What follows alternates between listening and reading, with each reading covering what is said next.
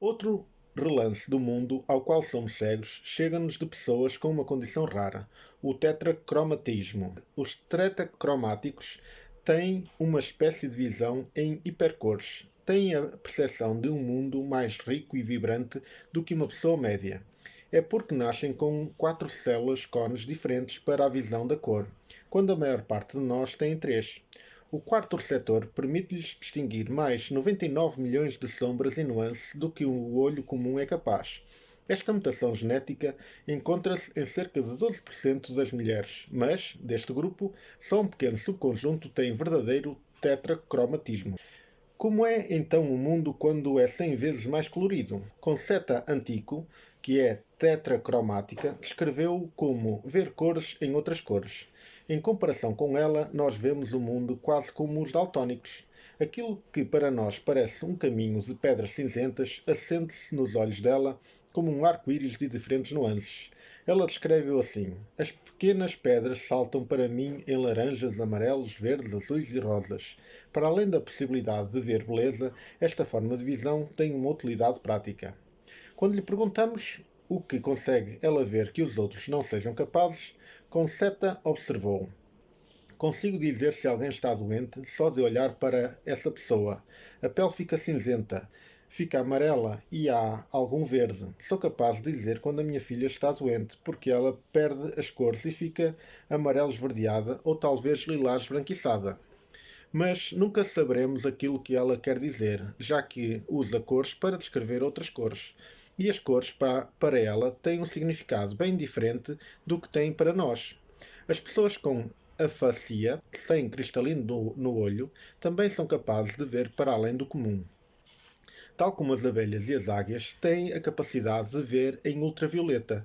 A sua condição resulta muitas vezes de cirurgia ocular, embora possa ter origem numa anomalia congénita. O termo vem do latim e significa sem lentes. A razão pela qual a maioria de nós não consegue ver em ultravioleta é porque o cristalino humano bloqueia naturalmente a luz UV. Mas os doentes que foram submetidos à cirurgia às cataratas e a quem foi extraído o cristalino são às vezes capazes de ver dentro desta gama de espectro. Claude Monet, o artista impressionista, terá sido a mais famosa pessoa com afasia. Em 1923, aos 82 anos, foi operado às cataratas e retiraram-lhe o cristalino do olho esquerdo. Quando Monet voltou a pintar nenúfares, eles já não eram brancos, mas apresentavam nuances púrpuras escuras e azuis esbranquiçados. Mas, mais uma vez, nós não vimos aquilo que ele viu. Ele pintou lilás brancos em cores de malva e lilás, mas estas cores eram diferentes para ele do que são para nós. Seja como for, fosse qual fosse a cor que os lilás tinham aos seus olhos, de certeza que não eram brancos. A espionagem militar tinha noção deste superpoder no mundo real e usou doentes com afasia como vigilantes costeiros durante a Segunda Guerra Mundial. Os submarinos alemães usavam então lanternas UV para enviar sinais secretos aos seus agentes em terra. A missão dos vigilantes com afasia era lançar um alerta quando vissem as luzes que eram invisíveis a todos os outros. Este exemplo deve ser suficientemente revelador da dimensão do nosso ângulo morto ao nível da percepção.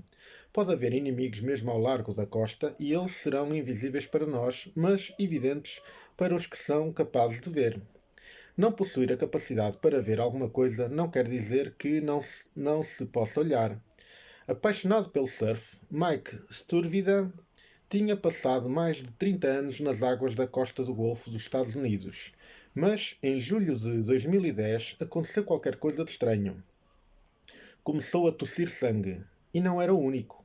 Ao longo das praias da Flórida havia pessoas a queixar-se de falta de ar, de queimaduras na pele e de visão turva. Para Sturvidan, tornou-se evidente que havia qualquer coisa na água. Uma noite decidiu pegar na sua luz de ultravioleta que usava no barco para procurar fugas no motor para vasculhar a praia a ver se encontrava alguma coisa. Aquilo que viu foi para lá de surpreendente. Da linha das dunas à beira da água, toda a praia tinha um brilho cor de laranja. A mais de 200 km dali estavam em curso operações de limpeza do maior derramamento de petróleo no mar da história dos Estados Unidos. Mais de 4 milhões de barris de petróleo tinham sido lançados no Golfo do México a partir da plataforma de perfuração Deepwater Horizon e, além disso, 6,5 milhões de litros de dispersante Corexit tinham sido atirados para a água para apressar a decomposição do petróleo. Cientistas descobriram mais tarde que esta combinação de petróleo e dispersante tinha tornado a água 52 vezes mais tóxica. Iluminada por luzes UV de 370 nanômetros, a mistura tóxica florescia. Um ano após o derrame, Sturvidan fez parceria com James Kirby, um dos geólogos da costa da Universidade da Flórida do Sul, e deu início a uma investigação formal. Ao longo de 2 anos, os dois homens enviaram 71 amostras para exame laboratorial. Os resultados eram os que eles suspeitavam. De acordo com o Plano Nacional de Emergência para responder a derramamentos de petróleo e matérias perigosas, uma praia é considerada limpa se contiver menos de 1% de petróleo visível numa área à amostra de 1 metro quadrado. Mas o dispersante não elimina o petróleo, dispersa-o. Segundo Survidan, o problema é esse. Toda a operação de limpeza foi concebida para tornar as coisas invisíveis, e é por causa disso que usam o dispersante. Não é que ele vá ajudar a acelerar a degradação do petróleo, é porque o torna invisível. Isto é, torna-o invisível aos humanos. Alguns animais, é evidente, conseguem, mesmo assim, vê-lo perfeitamente bem. Mas, mesmo que não o consigamos ver, somos capazes de o sentir. Passados alguns anos, residentes da área do Golfo ainda se queixavam de sintomas estranhos: irritação na pele, dores de cabeça, náuseas, convulsões, diarreia com sangue, pneumonia, queimbras, confusão mental aguda e até perdas de consciência. A olho nu, porém, as praias da Flórida parecem perfeitas para aparecerem nas fotografias. No mundo animal, a visão também assume outras formas. Para além da capacidade de ver calor, de ver ultravioleta e de ver campos magnéticos terrestres, também existe a capacidade de ver através do uso do som. Os morcegos e os odontoceti, ou baleias com dentes, evoluíram neste sentido, de forma independente, seja no ar ou debaixo d'água, através da emissão de uma série de sons rápidos, que podem ser zumbidos ou estalidos, e de uma escuta do eco. Os animais são capazes de determinar a forma, a localização e o movimento de objetos à sua volta. Os morcegos possuem um campo visual acústico de entre 2 a 10 metros e ao perto conseguem ver entre 4 a 13 milímetros, o que é importante para capturar pequenos insetos. O alcance do sonar biológico do golfinho comum é de aproximadamente 110 metros, enquanto os cachalotes que capturam lulas nas profundezas do oceano têm um maior campo de visão. Detectam as presas a 500 metros. Como é que sabemos que este sonar biológico permite aos animais verem? O primeiro estudo sobre capacidades do morcego para voar em escuridão total foi realizado no século XVIII por Lázaro Spallanzani. Decidido a descobrir qual o sentido que os morcegos utilizavam, Spallanzani isolou cada um deles: visão, tato, olfato, paladar e audição, e eliminou-os um a um. Claro que a ideia de que os morcegos são cegos é um mito, mas para ter a certeza de que não era a visão que lhes permitia evitar os obstáculos no escuro, Spallanzani cegou-os, primeiro cobrindo-lhes os olhos com um pano e depois, de forma mais cruel, tirando-lhes os olhos. Nas suas notas escreveu: assim, com uma tesoura, removi completamente os glóbulos oculares de um morcego. Atirando-o ao ar, o animal voou rapidamente, seguindo os diferentes caminhos subterrâneos de uma ponta à outra, com a velocidade e segurança de um morcego saudável. Mais do que uma vez o animal foi para as paredes e para o telhado, e finalmente foi para um buraco no teto com 5 centímetros, onde se escondeu de imediato. Não consigo manifestar o meu espanto diante deste morcego, que era totalmente capaz de ver sem os olhos. Estudos com golfinhos, felizmente com os olhos intactos, também têm dado contributos importantes sobre as suas capacidades. Estudos controlados com golfinhos em cativeiro determinaram que eles são capazes de reconhecer formas distintas usando exclusivamente o bissonar. Investigadores no laboratório de mamíferos marinhos da bacia de Kewalo, no Havaí, testaram um golfinho chamado Elele, colocando objetos de formas diferentes dentro de uma caixa. Era uma caixa em acrílico fino, opaco à visão, mas penetrável pelo som. O treinador ergueu 3 objetos no ar, mostrou-os a LL e pediu-lhe para identificar qual deles correspondia ao que estava na caixa. O golfinho devia apontar com o bico para o objeto certo. Os resultados de LL foram excepcionais.